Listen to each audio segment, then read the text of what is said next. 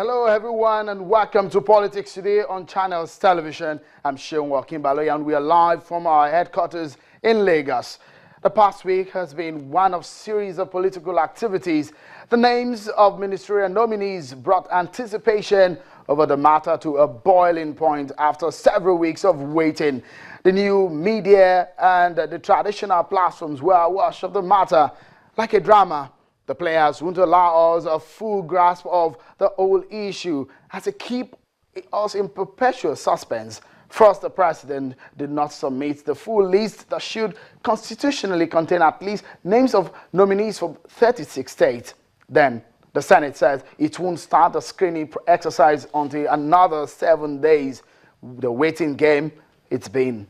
Well, as that was trending, the election tribunal frenzy came to a sensational height when in 2 days several cases were determined. Some of the popular ones I'll quickly run through them with that of the senator representing Ogun East Senatorial District, Senator Buhari Kashamu of the People's Democratic Party. Well, the Election Petitions Tribunal sitting in Abeokuta last Friday nullified his victory. The tribunal also set aside the elections of a member of the House of Representatives and 5 other House of Assembly members on the platform of the PDP. Meanwhile, Senator Kashamu has said he will see the case to the last legal limits. Well, a new round of elections, according to the tribunal, ruling will now take place in 110 polling units in that region of the state. Well, away from that, it was perhaps the hottest senatorial elections in the 2015 polls. But she came out victorious, defeating a political heavyweight in the state and former Afghan National Chairman, Chief Victor Ume, and also a former governor. She defeated also of the state, and a man who was then occupying the seat, well, Dr. Chris Ngige. This time, Senator Uche Ekunefe, representing Anambra Central Senatorial Zone, was declared winner of the March 28th senatorial election by the Petition Tribunal sitting in Awka, Anambra State. Another one many Nigerians were looking out for was the judgment in the case involving the House Leader of the Lower Chamber, Honorable Femi Gbajabiamila. The tribunal sitting in Ikeja upheld the victory and the Surulere Federal Constituency 1 election. Well, those are some of the issues surrounding the tribunal cases. Well, let's move swiftly to a major issue of the day, shall we? Well, the Senate will screen the ministerial nominees sent by President Muhammadu Buhari. Only 21 names were on the list. 36 names at least is what most people were expecting, and somewhat the president had given the nation the impression that it will put together somewhat a saintly team and one that will help in achieving the vision of restructuring the nation's economy. Well, Nigerians are talking about it.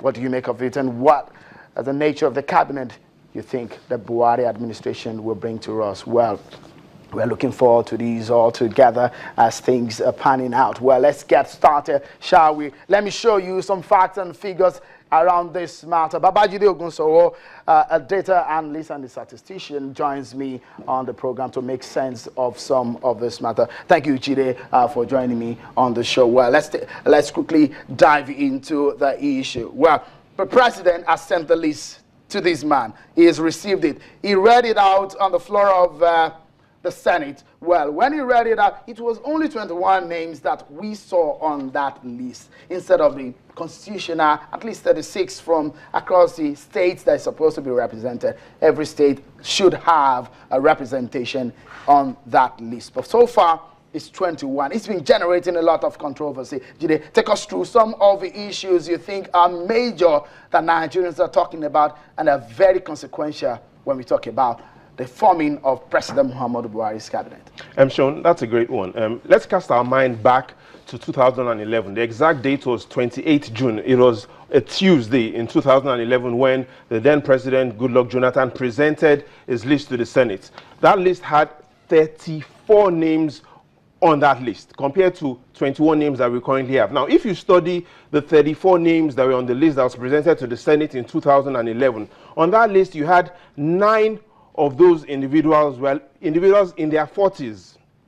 So if we look at the structure of that list that we had in 2011, we had 26% of names on that list were individuals who were in the age bracket of 40 to 49. What you have this time around is you have only 2 individuals on the 21 list that was sent to the Senate. Only 2 individuals, Kemi Adeosun and Abubakar Malami. Those are the only 2 people, 48 years old, that are in their 40s. 2 out of 21, that's only 10% compared to 26%. So you see a list this time around that has significantly older people as compared to 2011. All right, these are some of the names, if you make sense of it, that we can see some of these names. Audu Ogbe, 68 from Benue State, Lai Mohammed, 63 from Kwara State, Ogbonayan, 63 Abia, and the list goes on and on. Some of the things that Jide is talking about here, 62, 61, 56, 54, and on and on and on. And that's exactly what you're talking about, Jide. Kemi Adeosun, 48 years.